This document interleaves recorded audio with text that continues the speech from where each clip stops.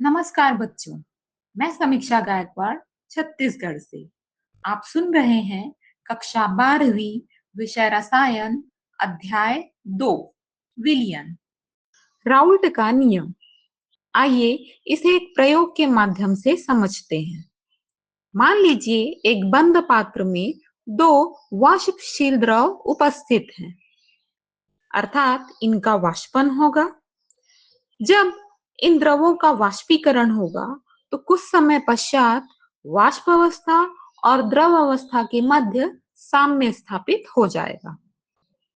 साम्य अवस्था स्थापित होने पर प्रत्येक अवयव अर्थात प्रत्येक द्रव का वाष्प दाब होगा, जिसे हम उसका आंशिक दाब कहेंगे। विलयन में अवयव के आंशिक दाब का मान उसके मोल अंश या मोल प्रभाज तथा अवयव की शुद्ध अवस्था में पाए जाने वाले वाष्प दाब पर निर्भर करेगा। इसका अध्ययन सर्वप्रथम फ्रेंच रसायनज्ञ फ्रांसियम मार्टे राउल्ट ने सन 1886 में किया था, जिसे हम राउल्ट का नियम कहते हैं। इस नियम के अनुसार निश्चित ताप पर वाष्पशील द्रवों के विलयन में प्रत्येक अवयव का आंशिक दाब विलयन में उसके मोल अंश के समानुपाती होता है। माना ए और बी दो पूर्णतः अमिश्रणीय वाष्पशील द्रव हैं।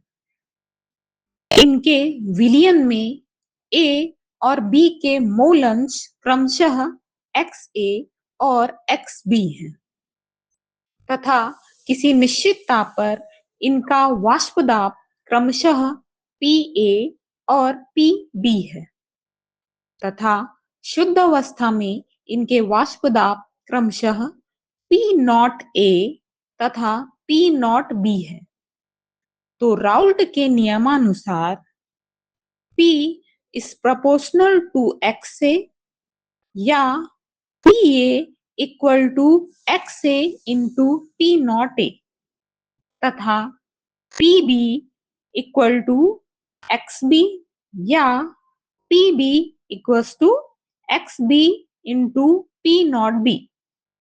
यदि निकाय का समान ताप पर कुल दाब P है तो डाल्टन के आंशिक दाब नियमानुसार P equal to PA plus PB अर्थात P equal to XA into P0B plus XB plus XB into P0B।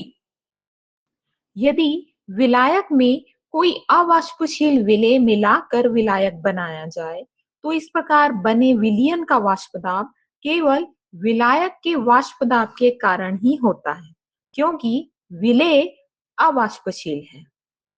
उदाहरण के लिए निश्चित ताप पर 1 किलोग्राम जल में यदि 1 मोल सुक्रोज मिलाया जाए तो इस प्रकार बने विलयन का वाष्प दाब कम होता है। इसी प्रकार यदि 1 किलोग्राम जल में 1 मोल यूरिया मिलाया जाए तो उसमें भी उतने ही वाष्प दाब की कमी होगी जो 1 मोल सुक्रोज मिलाने पर होती है। क्यों? क्योंकि वाष्प दाब एक अणुसंख्यक गुणधर्म है जो कि विलेय की प्रकृति के जगह उसकी संख्या पर निर्भर करती है। तो इस प्रकार राउल्ट के नियम को हम इस प्रकार भी व्यक्त कर सकते हैं। स्थिर ताप पर किसी अवाष्पशील विलेय के विलयन में विलयन का वाष्प दाब उसमें उपस्थित विलायक के मोल अंश के समानुपाती होता है।